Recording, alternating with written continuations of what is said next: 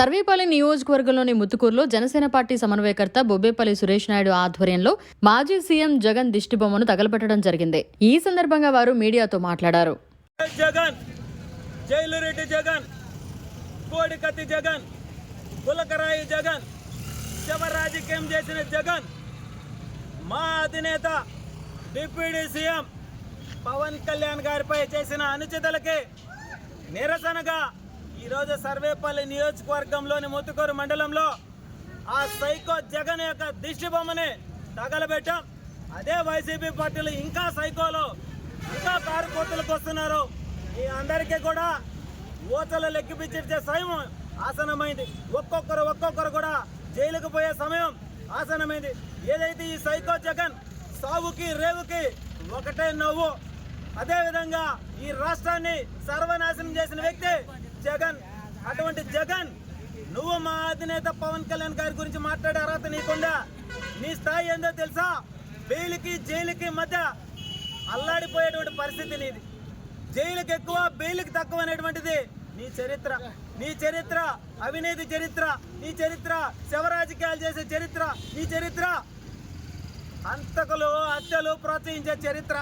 అందుకే రాష్ట్ర ప్రజలు నిన్ను 11 సీట్లకు పరిమితం చేసినా ఇంకా సిగ్గు లేకుండా ఇంకా మాట్లాడుతున్నావంటే నిజంగా నీలాంటి నీచులు రాజకీయాలకు పనికిరారు, నీలాంటి వారు రాజకీయాలకు పనికిరారని చెప్పి రాష్ట్ర ప్రజలు నిన్ను 11 సీట్లకు కూర్చోబెట్టారు. రేపు రాబోయే రోజుల్లో ఇంకా నీకు రాజకీయ భవిష్యత్తు ఉండదనేటువంటి విషయం గుర్తుపెట్టుకోవాలా. ఆనాడే మా అధినేత పవన్ కళ్యాణ్ గారు చెప్పారు, నిన్ను అతపాతాలకు తొక్కుతామని. ఆ అతపాతాలను తొక్కినా కానీ ఇంకా నువ్వు గుర్రు అంటున్నావు. నీ గుర్రులు ఇంకా సాగవు. ఈ రాష్ట్ర ప్రజలందరూ కూడా గత 5 ఏళ్ళు నీ చరిత్ర, నీ వ్యవహార శైలి, నీ రాజకీయం చూశారు కాబట్టి నువ్వు రాజకీయంగా పనికిరావు అని చెప్పి నీకు 11 సీట్లకు పరిమితం చేసినా ఇంకా వాగుతున్నావంటే నీకు రాజకీయ భవిష్యత్తు లేదు. నీ జీవితం ఇంకా శ్రీకృష్ణ జన్మస్థలమే. ఈ విషయం గుర్తుపెట్టుకో జగన్. ఇప్పటికే రాష్ట్రం మొత్తం మీద కూడా నీ దిష్టి బొమ్మలు తగలబెట్టాం. రాబోయే రోజుల్లో నువ్వు జనాల్లో కూడా రాలేని విధంగా ఉంటుంది నీ పరిస్థితి అని చెప్పి గుర్తుపెట్టుకోవాలా. అదేవిధంగా ఈరోజు గల్లీ నుంచి ఢిల్లీ వరకు కూడా రాజకీయాల్లో చక్రం తిప్పిన వ్యక్తి, దశాబ్ద కాలం పాటు రాష్ట్రం కోసం, రాష్ట్ర ప్రజల కోసం పోరాడినటువంటి వ్యక్తి మా అధినేత డిప్యూటీ సీఎం పవన్ కళ్యాణ్ గారంటే ఒక చరిత్ర. గుర్తుపెట్టుకో జగన్.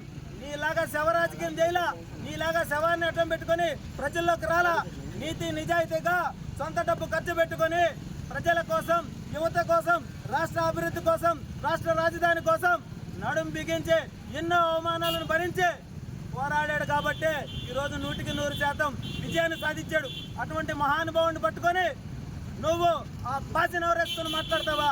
అందుకే రాబోయే రోజుల్లో గతంలో చెప్పుకూడు తిన్నావు, ఈసారి ఏ కూడు తింటావో తెలియనటువంటి పరిస్థితి. తల్లిని చెల్లిని కూడా తరిమేసి వాళ్ళ ఆస్తులు కూడా లాక్కున్న వ్యక్తివి నువ్వు కూడా మాట్లాడతావా జగన్? ఈ చరిత్ర హీనమైన చరిత్ర.